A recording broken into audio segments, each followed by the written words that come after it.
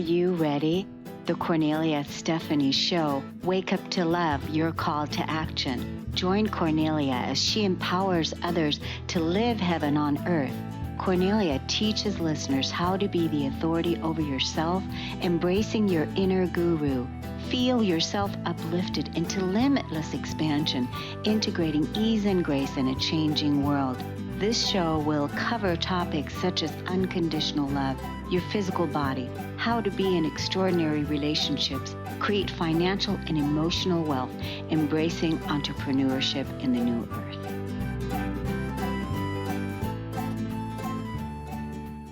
Hello, everyone. Welcome to the Kornelia Stephanie Show. It's an honor and a pleasure again to be with you. I miss you guys. How's everybody doing? I am so excited about the show that we have today. And I'm going to introduce you to our first guest. And we're going to talk about, food, which is a big piece of that food. A lot of people struggle with food and weight loss. And so let's hear this incredible story and this person that is helping people change their lives and change their relationship with food. Paige Allison is the breakup food coach for people who want to permanently break their toxic relationship with food to build a connection with themselves, their body, and food rooted in love, compassion, and trust. Paige has had a lifelong struggle with weight and had a lot of stories around why she could never lose weight and keep it off. She always believed she just ate too much. In 2019, Paige found a weight loss program that saved her. It was through this program that she learned why she was overeating and why it was never about the food. Paige became inspired to become a coach by being in the weight loss program and became a certified coach through the Life Coach School in April of 2021. She's also an advanced certified weight loss coach through Corinne Crabtree's No BS University, and is currently in the Mind Body Eating Coach certification through the Institute for the Psychology of Eating. Paige continues to rewrite her own food story and helps her clients do the same, to understand the reasons behind their emotional eating and overeating or binge eating. Welcome to the show today, Paige. Thank you for coming on. Oh, thank you so much for having me, Kornelia. I appreciate the opportunity. So, in 2019, take us to 2019, to the point where that you must have gotten to a point, something happened. Yeah. So as you said in the intro, my struggle has been since I was 7 years old, trying to figure out food. And I was put on my first diet when I was 7 or 8 and, told what to eat, the amounts to eat, all weigh and measure everything I put in my mouth. And what I also learned through my work on myself starting in 2019 is I had a huge story that, I just couldn't figure it out. I always thought it was the food. I always thought I just couldn't control myself around food. And what I came to realize is when I was a young child, I would use food as a symbolic substitute for connection, for love, comfort, all of that. Because growing up, I didn't always get that from my family.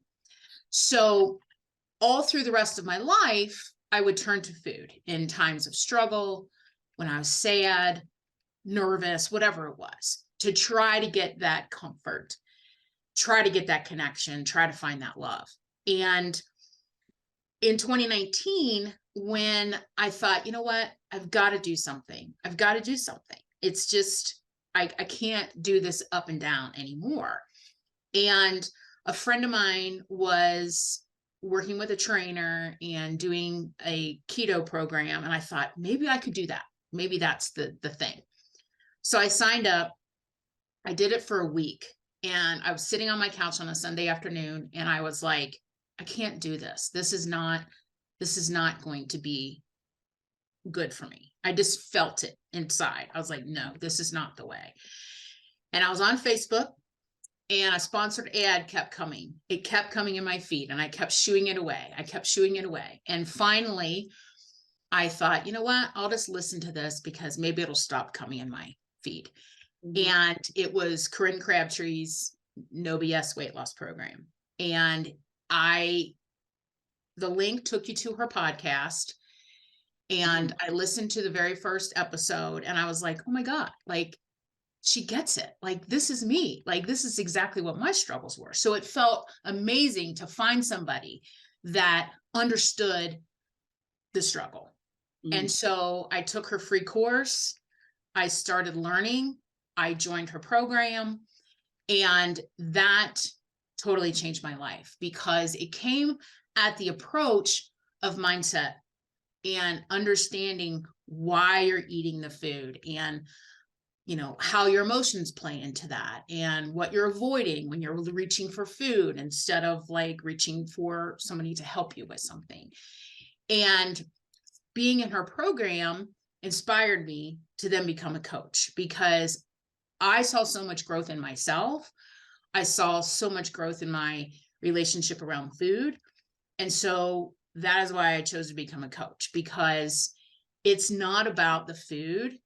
We think it is, but it's really about how your relationship is with food. And, the toxic relationship is a lot of the beliefs and a lot of the stories that we've generated around food throughout our entire life and what we've been taught by culture, parents, everything. And so when we hold on to those old stories, they keep us stuck. And so by learning to unravel all of that and really understand how those beliefs are affecting your relationship with food, which ultimately affect your relationship with yourself and your entire life. So I'm still a work in progress, Mhm. and it's amazing. My most recent training that I'm in at the Psychology of Eating has really pulled my work to another level. It's really like getting into some more nooks and crannies that I was like, I don't know if I'm ready for that piece yet, but it's been awesome. And it's just been such a relief to really understand like what was really driving the behavior.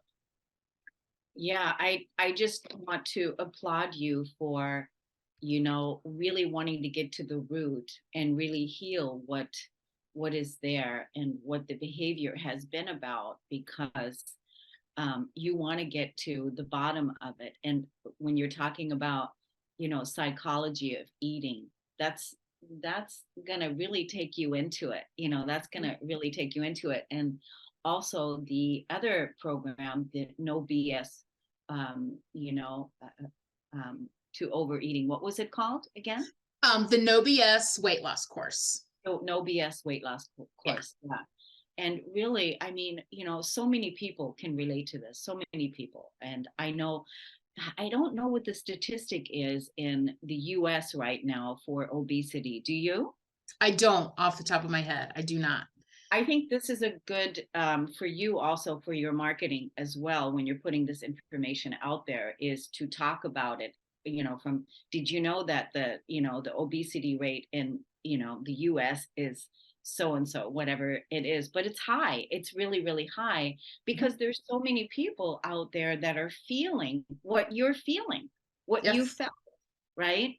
Mhm. And we've been lied and manipulated into thinking that it's a one size fits all. Like you said, that keto wasn't for you. Now, keto is helping a lot of people. They Mhm. like keto, right? I know quite a few people that are using keto. What was it about keto that you didn't like? I think it was about more of being told, like, here, eat this because this will help you. Mm. And that's the message that I had all my life, right? Like, you only can eat this. And Oh, what, at least for me, what it did is it took the pleasure out of food. And our bodies are built for pleasure. as a human on earth, we seek pleasure. And so not being able to eat certain foods was like, wait a minute, like not being able to eat certain foods drives your craving for them more. Because if you're told that there's something bad or something good, you're going to want the bad, right? So that in and of itself is like dismantling a belief. Like there's no morally good or bad food. There's food. And we're told by diet culture that, yeah, there are bad foods to eat. And so building your relationship with food is building a relationship with all foods and really understanding, like, why do I prefer this over that? But as you eat and ingest, food is information. Your body's going to speak to you. But if you've been so disembodied and separate from your body for your entire life, like I was, like I had no idea. What do you mean? Like my body is going to talk to me? Like, what do you mean? That no, it can't talk. Yeah, it can. And it knows way more than your brain knows. So it's like understanding that food is information and food is also a teacher. And so when I was on keto, it was like, what is this really teaching me? It's teaching me I can't eat certain things. And that's not a lesson that I wanted. Yeah. So that's why I was like, I need something that's going to help me understand, like, what is really going to help me? What's going to nourish me in the long run? It's not going to be keto. Well, and I think, you said the word that, food is also pleasure. And Mhm. that is, with everything that's going on in the world, really, we want that pleasure. We want Mhm. that. What brings us pleasure? What brings us, um, that comfort that you said. So I'm just curious right now. So what are you eating today? Like, I'm curious. Like, what does your day of eating look like? It varies, but I don't exclude any foods. I have learned what works for my body. So that's like, so breakfast could be, scrambled eggs with some vegetables and a drizzle of olive oil, like, getting those good fats, setting myself up in the beginning of the day really, really helps me. Yeah. I eat a lot of fruits and vegetables. I eat protein. Lunches are usually like a big salad, but I'll throw protein, eggs, avocado, again, like those good fats. And then dinner could be leftovers from the night before, or I always have a bunch of roasted vegetables on hand.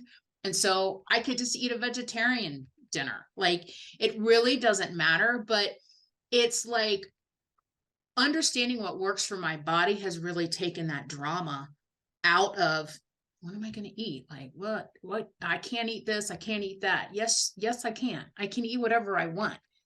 It's how you're thinking about the food and how you're using that food. And for me, at this point in my life, I'm finally to the point where I'm using food for nourishment and I'm using food for, to get that pleasure out of life.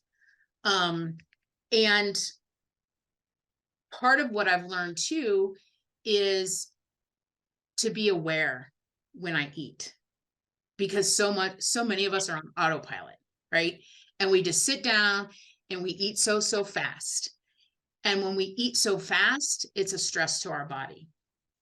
And so when we put ourselves in that stress, we can't digest correctly. We can't get that pleasure out of the meal because we're stressed. We just want to eat and be done.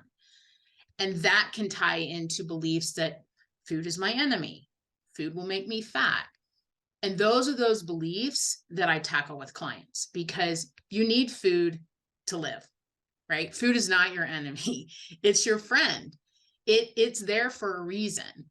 But it's like we've been taught again to fear food. And you can't fear food. You need it to survive. So It, it's it it's go ahead. yeah, it sounds to me like you are happy, which I thought would be a good title of a book. You are happy with your food relationship. Like now you're looking forward to your meals, Mhm. creating the meals, making the meals, having the meal, Yep. rather than being, you know, it's more conscious. It's a more conscious relationship, right? And Absolutely. it seems to me, it feels to me that you're happy with it now. Mhm. And I know that, you know, I think it's great that you're supporting others now with something that you yourself struggled with all these years. So you created a business and now you are going deeper. And then, like I said, who knows, you may write your own first book talking about, you know, how you changed your relationship with food.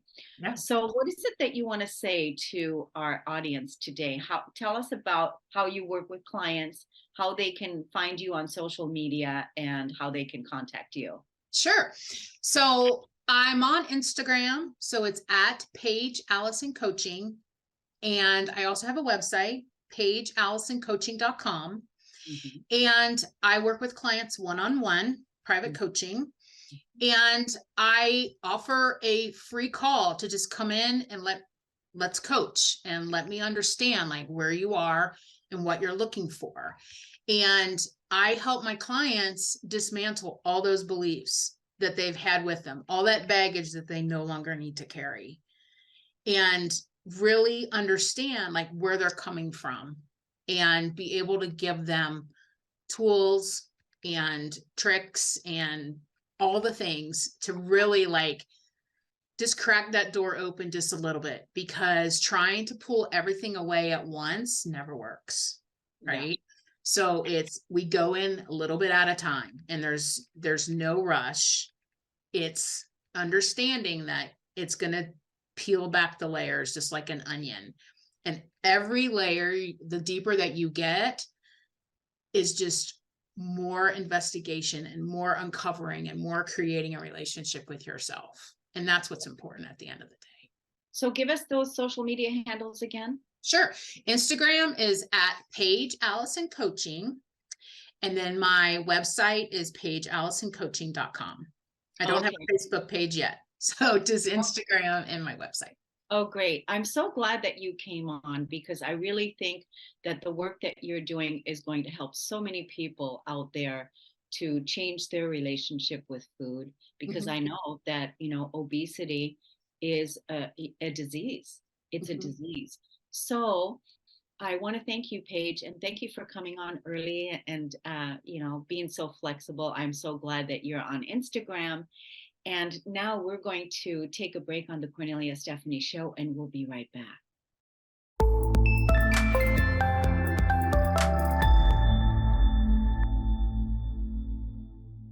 Welcome back, everyone, to Stories of Hope. My next guest is John Trent, a former two-time Nevada Sports Writer of the Year who lives in Reno with his ultra running family, wife Jill, and daughters Annie and Katie.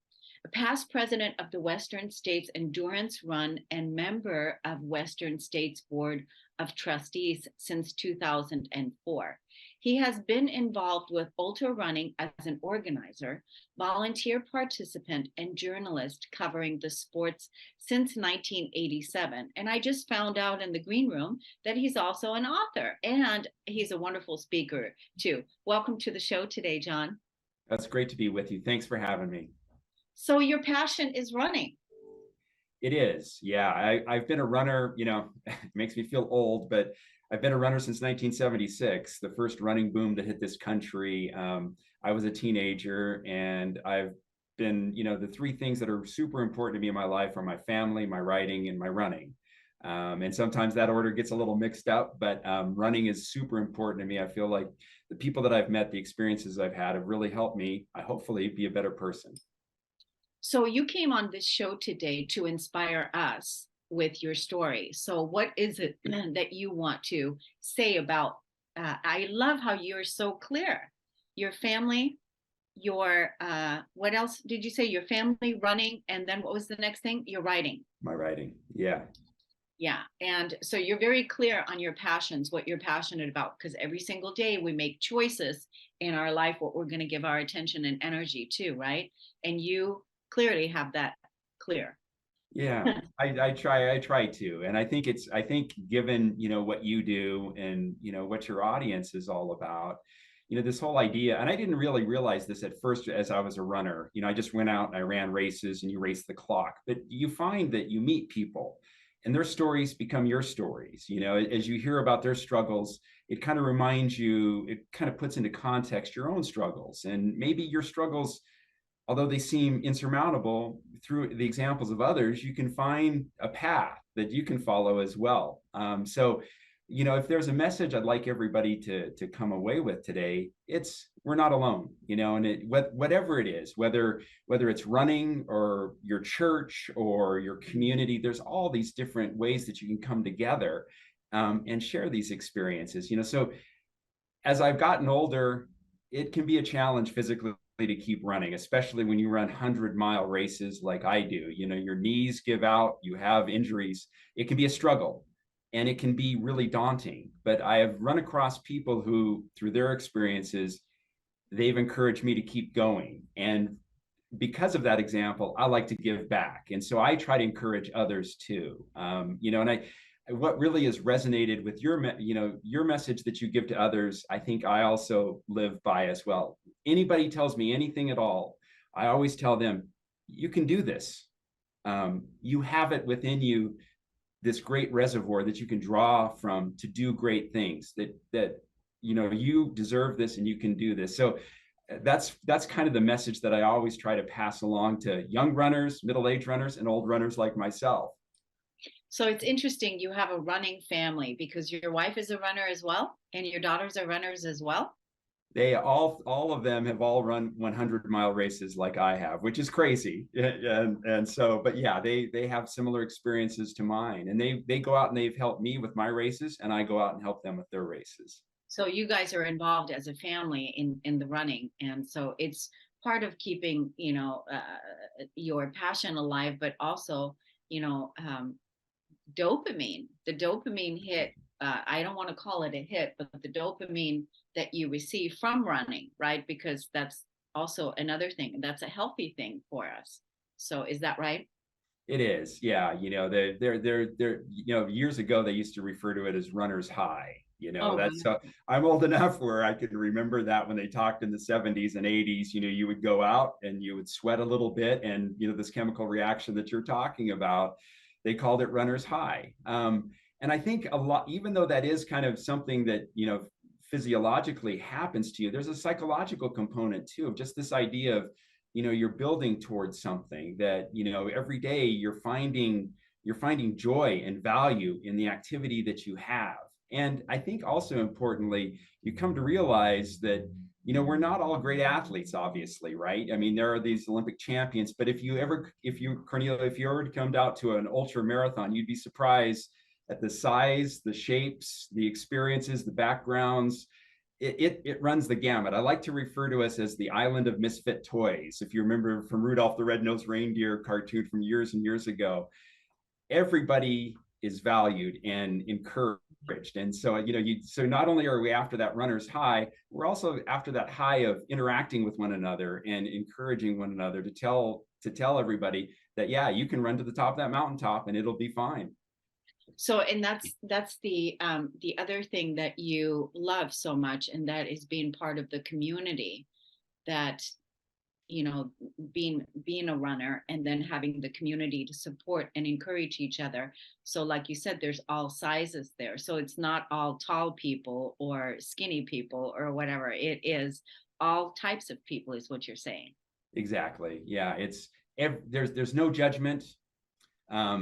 And there's just positivity and encouragement, and I find that there's a lot of strength in that. And I also feel like, one of the tenets that you always speak about this whole notion of giving back, there is such a value, intrinsic value in volunteering and going out and being part of whatever community it is. For ultra running, you go out and you work at these aid stations, because you cannot go and run 100 miles all by yourself. You need to stop, you need sustenance, you need food, water, snacks, you need encouragement. And what I love is volunteering at these aid stations where a runner will, and to your earlier point, asking about like what part of my story is, there's always struggle. And you see these runners come in where they're just devastated. They can't go on. How do I even, how do I go another 50 miles when I'm dead tired? But then you look them in the eyes and you tell them, you can do this. You're special. You possess something inside of you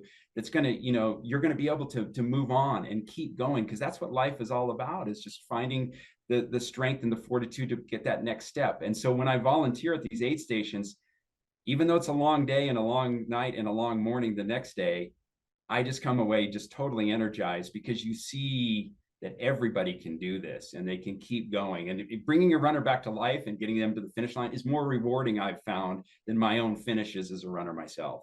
That's incredible. I'm really, really inspired right now listening to this. I mean, imagining, that there you are volunteering at one of these stations, and then you're able to give encouragement and inspiration to, the people that want to quit, that maybe are, like you said, they're really tired. How can I keep going?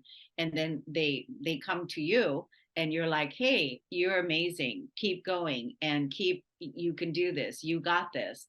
And that's that little bit of hope. I just think that's actually brilliant. We should have volunteer stations for personal development or something like that, struggles in life or whatever. Not just that. I think that's great for people to come to and go and just get that encouragement. Don't you think? I agree. And, I forget the figure, so pardon me if I don't get this exactly right about the percentage that you've talked about, where what we need to fight through is that 80% of negative thoughts, or however much it is. And that can be overwhelming. But if we can move people past, and that's what I have found in my running, there's all sorts of negative thoughts a runner is going to have when they're incredibly tired, but we get them into that positive realm. We remind them that they're special and that they've trained well, that they've prepared well. And don't let those negative thoughts. I've always found if they're reminded, they are positive people, but they need to be reminded of that. And once they do that, they come back to life. And, and what's great is when you see them hours and hours later at the finish line. And, so the organization I'm a part of is the Western States Endurance Run. It's the oldest trail 100-miler in the country. And we have this finish line where these runners, you meet back up with them after you've seen them out hours and hours early. And the first thing they do is they run over to you and hug you and tell you, thank you. You've reminded me that I'm worthy, and that this was all something that I needed to aspire to do. And now that I've done it, it's wonderful. But they were in a deep, deep, dark place, but they just need to be reminded, you're good and you can do this. You're such a wonderful man, I have to say. I definitely can see why, what you're doing and how you're giving back and how beautiful that is, and how the connection to be there for other people, how that's it's so rewarding, in the giving of what you're doing. And I can see that you're a wonderful husband and father as well. So I want to thank you so much for being who you are. Thank you for coming on the show today. I want to hear a little bit about your writing. What is your writing about? Are you writing a blog? Are you writing a book? What are you doing? Well, thank you. I appreciate that. And thank you for that nice compliment. And to you too. I mean, the work that you do is really great. And my hat's off to you, because that's obviously your life's work. And thank you for taking time for others. I mean, that's wonderful. So thank you. So I've written a book. It's called Running Toward Life. And it's the subtitle is Finding Community and Wisdom in the Distances We Run. It's going to be coming out this spring through Broad Books Press. And it's a compilation of my experiences as a runner, as a journalist, covering running, my own personal experiences and people I've met, where I talk about mentorship, and I talk about companionship, and I talk about struggle and challenge, and these people that have shared their stories with me, and my own stories too, and how it's really, really important at the end of the day to find two things: to find community, your sense of belonging, your tribe, if you will, and also to find people who can let you know that you can do this. And again, one of my great mentors, who I mentioned in this book, was a man who told me, when I first said, I don't know if I can run 100 miles, and he without hesitating said, oh, you can do it. Those are powerful words. And when you hear them, they can really inspire you. So that's kind of what the book is about. I think even if people don't necessarily follow running, I think the humanity that comes through this book, I think people might enjoy. So are you, do, I don't know if you're there yet, or I'm reading into this for the future, but like, is this going to be, a business that you're developing, maybe coaching, mentoring, speaking? Well, I do enjoy the speaking part of it, even though all runners are introverts. I've always enjoyed that, and I do here in my community and outward. I kind of informally counsel runners about how to train. My own daughters, who I learn a lot about from. I've learned a lot about running from them, even though I initially counseled them. What I hope to do is just if people are out there, I think I write a column for Ultra Running Magazine that I about once every month, more or less, that I contribute. If people know that I'm out there, they can come up to me and I'm going to encourage them. That's basically what I hope to do. Yeah. Yeah, I think that's so great. I mean, I'm even, seeing that at your stations, the stations that you have, when the people come up, make sure you have plenty of books in the trunk of your car, and bring plenty of books, because, now once you write a book, you are then also in the book selling business. That's also giving out the books, selling the books. So I think it's great that you're writing about that and inspiring people. A lot of times when life challenges us or whatever, we need that one person that has the belief until, like you said, you can do it. It's that belief that, it's just like you said, it's that powerful, those words that you need to hear. And that it's kind of like a lifeline, throwing a lifeline to somebody that wants to give up and not keep going. So they have a belief in you before you might have that belief in yourself, and to keep going. And then when they make it, when they get there, when they keep going, that you can do this. When they did it, then they have now the experience, the knowing that, yes, I can. You put that a lot more. I shouldn't be surprised. You put that beautifully, and that's exactly what I'm about, and what this book is about. Is sometimes people do not see what we have within us, and all it takes is that validation from somebody else to say, like, you can do this, that can change the trajectory of a person's life. Running is something I hope to do until the day I die, and I may be on a walker, and I may be just kind of wandering around with a walker, but it'll feel like running to me, because hopefully I'll be involved with my community, even at 90 years old. I hope they let the old man come into the aid station and volunteer and help others, because that's what truly gets me excited about the value of the sport and why it's so important.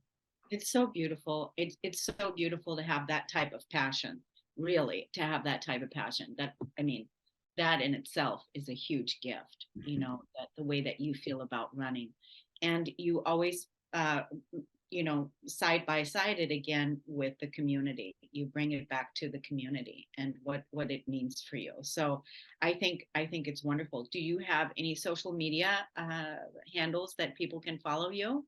Well, I'm barely on Instagram and Facebook. I'm working on that, but again, Ultra Running Online, Ultra Running Magazine, they have articles that I've written that's online, and but that's, social media is an interesting thing. I enjoy it, and it's how it is. It can kind of consume one's life, and so yeah. Yeah. And I feel like, with what you're doing right now, you've been living what you're doing, but now it's taking it to another level with the book and everything that you're doing. So I definitely want to have you on again, when your book comes out. When do you think it's going to be? Is it going to be in March or April or May? Yeah, around May, Kornelia, is when it's going to come out. And again, it's Broad Books Press. it's a great press. The team that I work with there has been wonderful, and they've been highly encouraging and very patient with me about it. So, Well, John, I want to thank you so much, for coming on. Definitely reach out to us when the book is out, so that we can have another publicity inspiration, sharing your book with people and the storyline. So I want to thank you so much for inspiring me today and having me look at, like, wow, maybe I'm missing something here. So because I'm not a runner. So, but you definitely opened my eyes. So thank you so much, John. thank you for having me, and continue with the great work that you're doing, Cornelia. It matters and it's awesome. So, thanks for all that you do. Thank you so much. We're going to take a break on the Kornelia Stephanie Show. We'll be right back.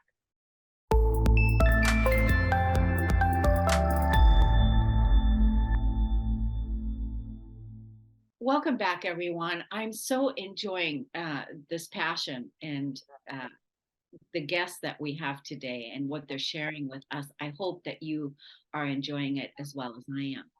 Stacy Johnston, my next guest, currently owns and operates Enlighten Up, a personal consulting firm based in Texas. She's an internationally certified personal development and integrity consultant, speaker, trainer, and author. Her time is spent working with individuals, families, companies, and communities, recognizing the power of integrity and amp influence and the importance of the legacy that they leave behind.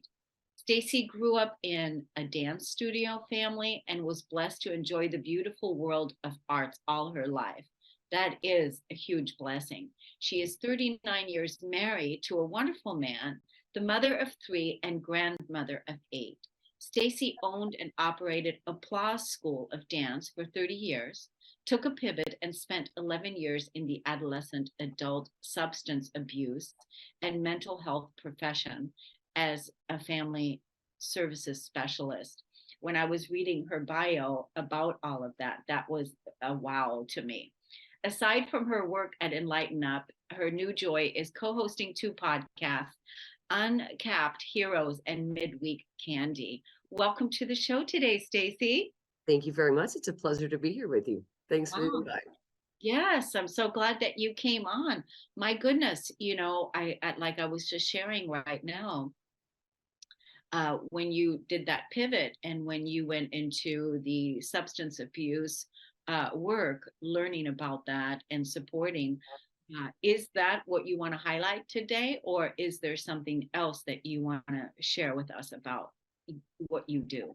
That was a moment in my life where we had some reality in our own home, in our family, that we had to manage, and I had to understand it. Right? If you're going to block it, you need to understand it, right? And so I took a pivot and I learned and had the most beautiful experience in the process. I met some beautiful people. We opened a nonprofit organization called TOSS, stood for Tears of Strength and Support. And we just came alongside families that that were dealing with addiction. And how do you walk through recovery as a family member and as the addicted, and what's that look like on the other side? Did a lot of training about meth addiction, got to see a lot of people. I'm a firm believer in recovery. It's the most beautiful process ever, and God is amazing in what He does. So it was one of those pivots of necessity, but turned out to be one of the most beautiful things I ever got to do. Wow, that's incredible. And everybody in the family is good? Amen. Beautiful. Been 17 years clean and sober, and life is good. That's awesome. That's awesome. So take us into what you want to highlight today, what you want to share with our audience that's going to inspire them to keep going. I like I said, I grew up as a dancer. Mm-hmm. And the program that I teach, that I really work with, is called Underneath the Music. And my mother was a dancer. She was my teacher growing up, and she was a fabulous teacher. And she told us from the time we were very young, I was a tap dancer.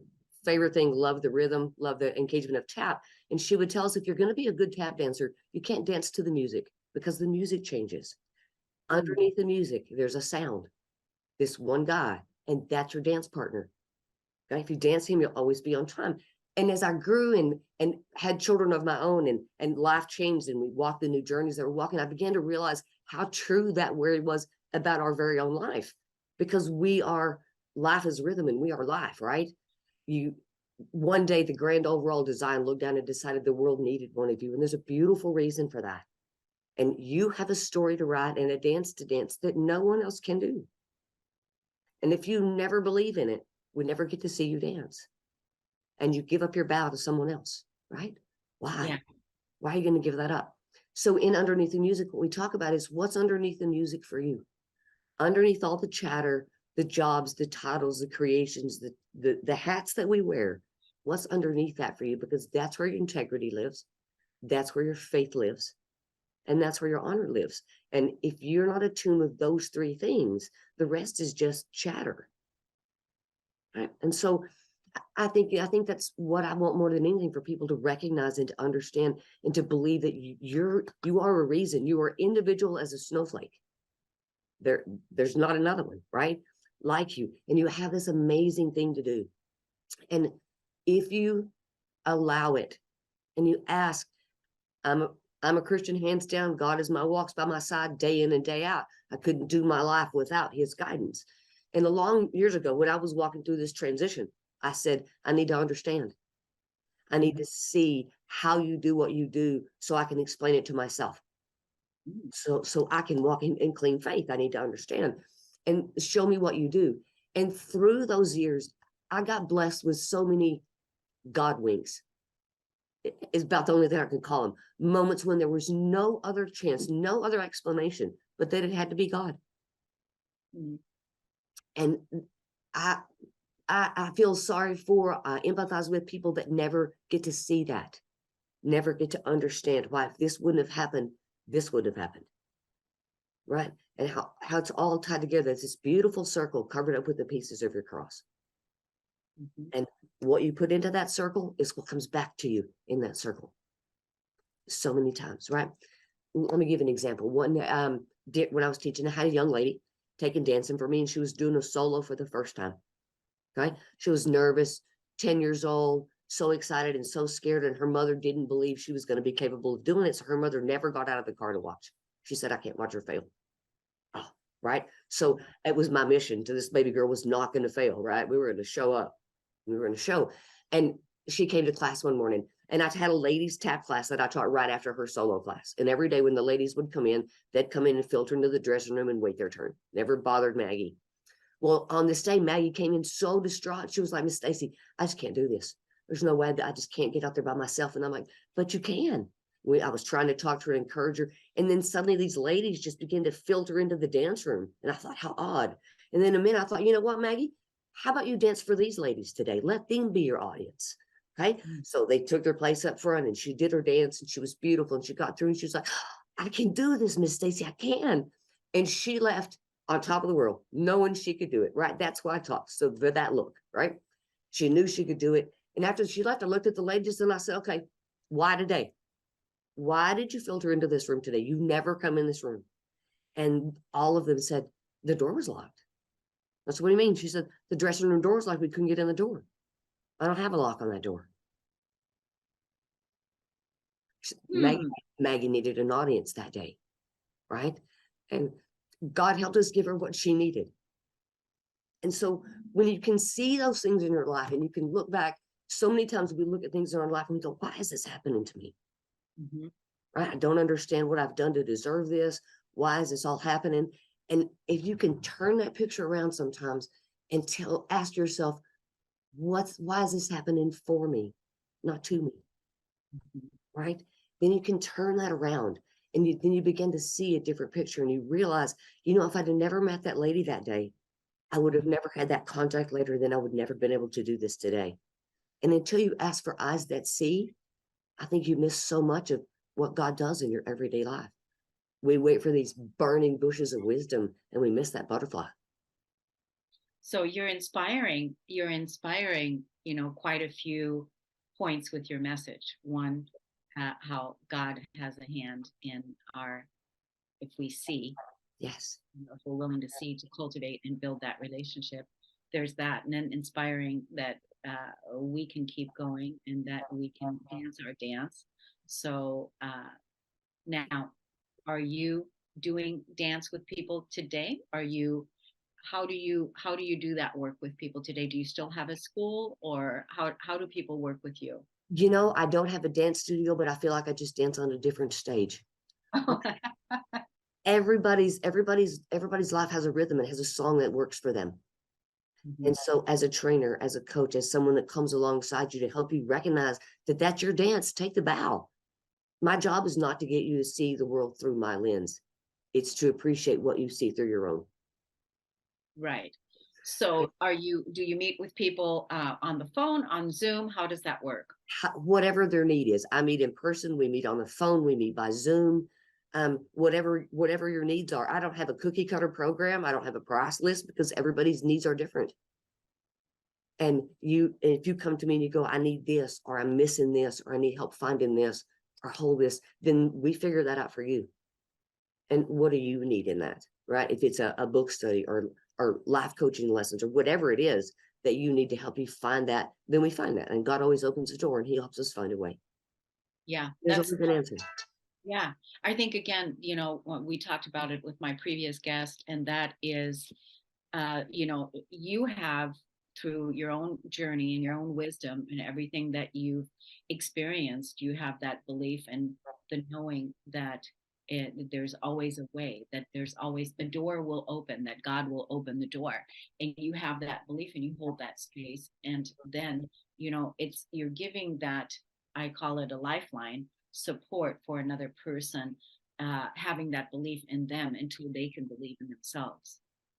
And that's really what it's all about, right? Discovering that you can in fact be your own hero, and you can save yourself, and you can find those answers, and God will put into your circle those people and that information that you need if you just believe that, right? You wake up today, and today you have every single thing you need to get through today, whatever's today. You don't have tomorrow's yet because tomorrow's not here and yesterday's over, but you'll have everything you need for today if you just believe that. You know someone, you've heard something, you've read it, you've experienced it, you felt it, you'll find a way. Right. And then, I think this is such an important topic right here. And that is to, again, be present today and just be in today. Don't even put your energy, worries and fears into tomorrow, because like you said, it's not here. The past is gone. And that really put all your passion, your trust, and your faith and your dance into today. Amen. Into today. It's like gratitude. When you talk to people about gratitude, so many times when you're asked the question, what's on your gratitude list? We give a list of things that we are grateful for. I'm grateful for my home, my family, my health. We can go on a list of things that we're grateful for. Okay. But if you look at proper English language, grateful is a past tense word. You already own that, right? What's your gratitude in the moment? Today, right now, what are you grateful for right now? Is it, if it's conflict, what's in it for you? Because there's no losing, there's no failing. It's only learning and winning, right? And so what's in it for you today? What are you grateful for right now, this moment? I challenge my grandkids and my kids when driving down the highway, or look around you, and I want you to find one thing that you see in the world that makes you grateful. And it's fun to hear the reasons. One of the other day, my grandson said, I don't work on the highway in that orange vest. I'm like, there you go. That's immediate gratitude, right? And so I think learning to find gratitude in the present. Gratitude is a present tense word. Wow, gratitude in the present. That's a title. That's definitely a message. That's definitely a title. Or immediate gratitude. Right. Immediate gratitude in the present. That's really bringing it home right now. Right now. Gratitude right now. Gratitude right this minute, because that's all you got. You're not promised 5 minutes from now, but you got right now. Right. Right. Be gratitude in the middle, whatever that is for you. And gratitude looks different for everybody. It's what gratitude is for me, not me the same for you. And that's okay. As long as you recognize it and you own it and can own that gratitude. Yeah. Important. And, like right now, I'm grateful that we can sit here. You can be in Texas, I can be here, and we can have this beautiful discussion. Amen. To inspire each other and inspire other people, that somebody that might hear this story today, hear this show, this podcast, that they will find immediate gratitude, that they will be inspired by this message, that they will be inspired by this story of hope. Amen. That's all we can hope. And I think that's really my quest in the podcast that we do. We don't have an end game. We don't have We don't have a thing. We just want to know who you are, how you got to be there, who inspired you, what have you learned along the way, and what's your one-liner of wisdom to share with the world. We've done 428 interviews, and I have 428 different answers to that question. Not one person has repeated themselves. It is the most, I just love it. I feel blessed every day that I get to travel around the world from the comfort of my living room, and I meet the most fabulous people with the most amazing stories. Everyone's learned something. You didn't get to who you are today without learning something along the way. Well, I want to come on your show. I want to come on your podcast, but what is your one-liner? I would love to have it. Dance the dance, take the bow. Dance to dance, take the bow. Tell us about your social media handles, and also tell us about where to find your podcast. Absolutely. Anchor hosts our podcast. We are on Spotify, Google, iTunes, Apple Podcasts. We're on 7 different networks. We are Uncaked Heroes, as we come out on Mondays and Fridays. And then on Wednesdays, we do a second show called Midweek Mind Candy, where we take one word and take a deep dive into what that word means and how you live that attribute of character and integrity. Of some great conversations. I'm an old school girl. I like notebooks and pens and phone calls and email. You can reach out to me at enlightenup.stacyj, and it's STACY, the letter J, at gmail.com. Please drop me a note. HeroBuilder2020 at gmail.com is how you contact us about the podcast.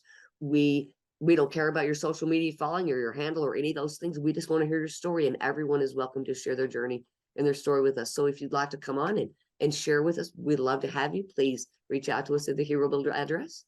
And I'm Facebook. I'm Stacy Johnston on Facebook, and at stacy.o.johnston on Instagram. And Stacy, it was a pleasure to have you on. Definitely, I feel coming home with you. So that's the energy that I feel coming home to you, coming home with you. Good. Thank you. Thank you for coming on today and inspiring us. I want to thank the audience today for listening and tuning in, and we'll see you again next time on the Kornelia Stephanie Show. Thank you so much for coming in. You've been listening to the Kornelia Stephanie Show, Wake Up to Love, your call to action. Tune in each week on Transformation Talk Radio. Kornelia's joy is to engage others in practical ways, showing us how to live in the new earth in harmony with our true nature. For more information on Kornelia and her extraordinary work, or to listen to past shows, go to her website at korneliastephanie.com.